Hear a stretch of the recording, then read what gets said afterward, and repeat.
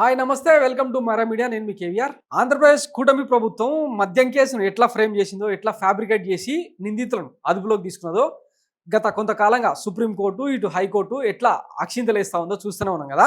ఇంకా వీటి మీద మన పచ్చపత్రికలు రాసిన ఇంకా రొచ్చురాతలు అంతా ఇంత కాదు. ఇంకా లాస్ట్కు వాళ్ళే తిరిగి తిరిగి ఎట్లా రాబోతున్నారంటే, మద్యంలో దొంగాట నాలుక మడతేసిన సూత్రధారి రాజ్ రెడ్డి ఈయన కన్ఫెషన్ స్టేట్మెంట్తో ఆయన చెప్పిండో లేదో కూడా తెలియదు. ఇంకా పోలీసుల బలవంతం మీదనో లేదంటే థర్డ్ డిగ్రీ ప్రయోగించడం వల్లనో కొన్ని పేర్లు చెప్పాల్సి వస్తుంది. ఇంకా కన్ఫెషన్ స్టేట్మెంట్ మీద సంతకాలు చేయాల్సి వస్తుంది అనమాట. స్వయంగా ఆయన, ధనుంజయ రెడ్డి, తర్వాత ఇంకొక రెడ్డి వీళ్ళందరూ మెజిస్ట్రేట్ ముందర మమ్మల్ని బలవంతంగా తెలకాయితాల మీద సంతకాలు చేయించుకొని వాళ్ళకి ఇష్టం వచ్చిన కన్ఫెషన్ స్టేట్మెంట్ తీసుకున్నారని చెప్పి బోరు మారడంతో హైకోర్టు, సుప్రీంకోర్టు కూడా అక్షింతలేసింది. కానీ అవేవి మనం పరిగణలోకి తీసుకోం కదా. లిక్కర్ స్కామ్లో స్కామ్ జరిగింది. జగన్మోహన్ రెడ్డి తాడేపల్లి ప్యాలెస్కు 400 కేజీల బంగారం పోయింది.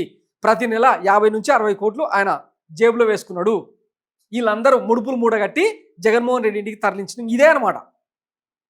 వాటికి ప్రాపర్ ఎవిడెన్సెస్ కానీ, సాక్ష్యాలు కానీ, ఆధారాలు కానీ ఏమైనా సమర్పించిన సందర్భం ఉందా?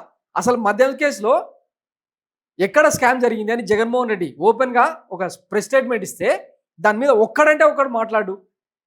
హైకోర్టు, సుప్రీంకోర్టులను మించి మన డబ్బా ఛానళ్ళలో మనమే జడ్జీలమై, న్యాయమూర్తులమై, అడ్వకేట్లమై డిబేట్లు పెడతాం కదా. ఈ లిక్కర్ స్కామ్ మీద మరి వైఎస్ జగన్మోహన్ రెడ్డి మాట్లాడిన మాటల మీద ఒక్కడంటే ఒక్కడన్నా డిబేట్ పెట్టిండా? డిస్కషన్ చేసిరా? పోనీ చెయ్యం అట్లా. అరెస్టు సమయంలో ఒకలా, ఇప్పుడు మరోలా ధనుంజయ రెడ్డి, కృష్ణమోహన్ రెడ్డి, గోవిందప్పకు మొత్తం డబ్బులు ఇచ్చినట్లు తొలుత వాంగ్మూలం. తాజా విచారణలో తానలా చెప్పలేదని బుకాయింపు.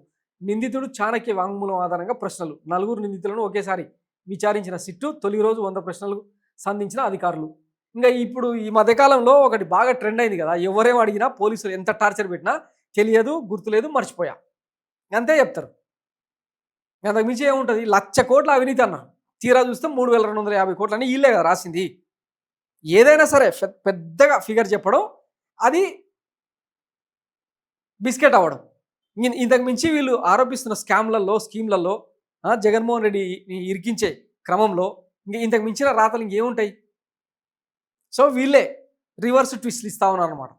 ఇంక రేపో మాపో వీళ్ళకి కూడా బెయిల్ వస్తుంది. ఇంకా వీళ్ళని ఆధారంగా పెట్టుకొని సహనిందితుల స్టేట్మెంట్ల ఆధారంగా చేసుకొని జగన్మోహన్ రెడ్డిని, ఇంకా కొడాలని ఇద్దరిని మాత్రం అరెస్ట్ చేసేది మిగిలిందనమాట ఈ రెడ్ బుక్ రాజ్యాంగం. Thanks for watching Mara media. నేను మీ కేవీఆర్. Thank you.